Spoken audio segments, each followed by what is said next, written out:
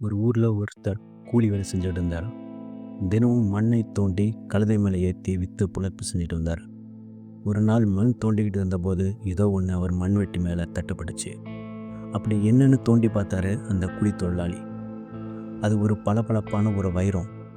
அது ஒரு வைரக்கல் அப்படின்னு அவருக்கு தெரியாது. அது வெறும் ஒரு பளபளப்பான கல்லுன்னு நினச்சார். அதனால் அவருக்கு அதோட மதிப்பு தெரியலை. அந்த வைரத்தை தன்னுடைய கழுத்தில் கட்டி வச்சார். கொஞ்ச நாள் கழித்து அந்த கூலி தொழிலாளி அவருடைய கழுதையோட ஊருக்குள்ளே போயிட்டு இருந்தார்.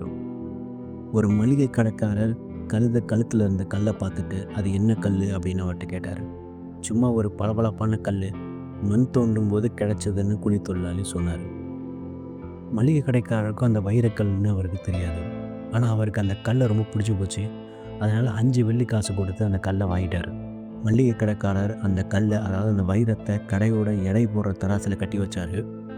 ஒரு நாள் ஒரு நகை கடைக்காரர் கடைக்கு வந்தார். கல்லை பார்த்ததும் அது ஒரு சாதாரண கல் இல்லை, ரொம்ப விலை மதிப்பான வைரக்கல்லுன்னு தெரிஞ்சுக்கிட்டாரு. இந்த கல் என்ன விலைன்னு அந்த மளிகை கடைக்காரர் பார்த்து கேட்டார். இது சும்மா ஒரு பளபளப்பான கல், கூலி ஆள்கிட்ட 5 வெள்ளிக்கு வாங்கினேன்னு அந்த மளிகை கடைக்காரர் சொன்னார். இதை கேட்ட அந்த நகை கடைக்காரரால் நம்ப முடியல. எனக்கு இதை விற்பீங்களான்னு வந்து கேட்டார். அதுக்கு அந்த மளிகை கடைக்காரர் 10 வெள்ளிக்காசு கேட்டார். நகை கடைக்காரர் 7 வெள்ளிக்காசு தரேன்னு சொன்னார். ஆனால் அதுக்கு அந்த மளிகை கடைக்காரர் ஒத்துக்கலை. உடனே அந்த நகைக்கடை அந்த இடத்த விட்டு நகர்ந்தார். நாளைக்கு வந்து பேசி வாங்கிக்கலாம்னு நினச்சி போனார். ஆனால் அன்றைக்கி சாயங்காலமே இன்னொரு நகைக்கடைக்காரர் அந்த மளிகை கடைக்கு வந்தார். அந்த கல்லை பார்த்ததும் அது ஒரு விலை மதிப்பு மிக்க வைரக்கல்லுன்னு அவருக்கு புரிஞ்சு போச்சு. உடனே அந்த மளிகை கடைக்காரர்கிட்ட 10 வெள்ளிக்காசு கொடுத்து, எந்த பேரும் பேசாமல் 10 வெள்ளிக்காசு கொடுத்து அந்த வைரக்கல்லை வாங்கிட்டு போயிட்டார். மறுநாள் முதல் நகை கடைக்காரர் அந்த மளிகை கடைக்கு வந்தார். அந்த மளிகை கடையில் இருந்த வைரக்கல் அங்கே இல்லை. அந்த கல் எங்கன்னு அந்த மளிகை கடைக்காரரை பார்த்து கேட்டார். நேற்று சாயங்காலம் வந்து ஒருத்தர் 10 வெள்ளிக்காசு கொடுத்து வாங்கிட்டு போயிட்டாருன்னு அந்த மளிகை கடைக்காரர் சொன்னார். நகை கடைக்காரர் ரொம்ப அதிர்ச்சி அடைஞ்சார். நீ ஒரு முட்டாள், அது ஒரு சாதாரண கல் இல்லை, விலை மதிப்பில்லாத ஒரு வைரக்கல் அப்படின்னு சொன்னார். அந்த வைரக்கல் ஆயிரக்கணக்கான தங்க காசுகளுக்கு போகும், வெறும் 10 வெள்ளிக்காசுக்கு விற்றுட்டேன்னு சொன்னார். மளிகை கடைக்காரர் கொஞ்சம் நேரம் அமைதியாக இருந்தார். அப்புறம் சிரிச்சுக்கிட்டே அந்த நகை கடைக்காரர் பார்த்து, அது வைரக்கல்னு எனக்கு தெரியாது, ஆனால் உனக்கு தெரிஞ்சும் கொஞ்சம் வெள்ளிக்காசுக்கு பேரம் பேசினியே, யார் முட்டாள், நானா இல்லை நீயா அப்படின்னு கேட்டார்.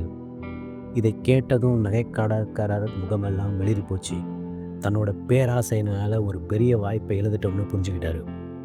வருத்தத்தோடு போனார். போகிற வழியில் தன்னோட முட்டாள்தனத்தை நினச்சி ரொம்ப வருத்தப்பட்டு போனார். இந்த கதையில் இருந்து 3 முக்கியமான விஷயங்களை நம்ம கற்றுக்குறோம். ஒன்று, வாழ்க்கையில் நமக்கு நிறைய வாய்ப்புகள் வரும், ஆனால் அதை நாம் சரியாக அடையாளம் காணாமல் விட்டு விடுவோம். வாய்ப்புகள் திரும்ப வராது. அது வாழ்க்கையில் முன்னேற வாய்ப்பாக இருக்கலாம், நல்ல உறவாக இருக்கலாம், எது வேணாலும் இருக்கலாம்.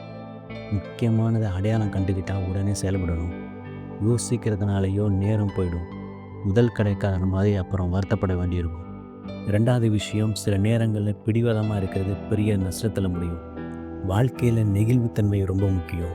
முதல் நகை கடைக்காரர் மாதிரி மளிகை கடைக்காரர் சொன்ன விலைக்கு வாங்காமல் பிடிவாதமாக இருந்தால் பெரிய இழப்பு தான் ஏற்படும். சூழ்நிலைக்கு ஏற்ற மாதிரி மாறிக்கிறது ரொம்ப நல்லது. 3வது விஷயம், உடனே செயல்படணும். தாமதமாக செயல்படுறதுனால வாய்ப்புகள் போயிடும்.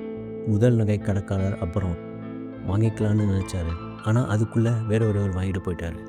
வாழ்க்கை வேகமாக போகும், வாய்ப்புகளும் அப்படி தான். யோசிச்சுக்கிட்டே இருந்தால் வேற ஒருவர் அந்த வாய்ப்பை பிடிச்சிட்டு போயிடுவார். ஆக வாழ்க்கையில் வர வாய்ப்புகளை தவற விடாமல் இருக்கணும், நெகிழ்வுத்தன்மையோடு இருக்கணும், உடனே செயல்படணும். வாய்ப்புகளை விட்டுறதும் பிடிவாதமாக இருக்கிறது தான் வருத்தத்திற்கான முக்கிய காரணம். புத்திசாலித்தனமும் சரியான நேரத்தில் செயல்படுறது தான் வெற்றிக்கு சிறந்த வழி என்பதை நாம் எப்போதும் நினைவில் வைத்து கொள்ள வேண்டும். இந்த வீடியோ உங்களுக்கு பிடிச்சிருந்தா லைக் பண்ணுங்கள், ஷேர் பண்ணுங்கள், முக்கியமாக சப்ஸ்கிரைப் பண்ணுங்கள். இந்த கதை கேட்டதுக்கு ரொம்ப நன்றி.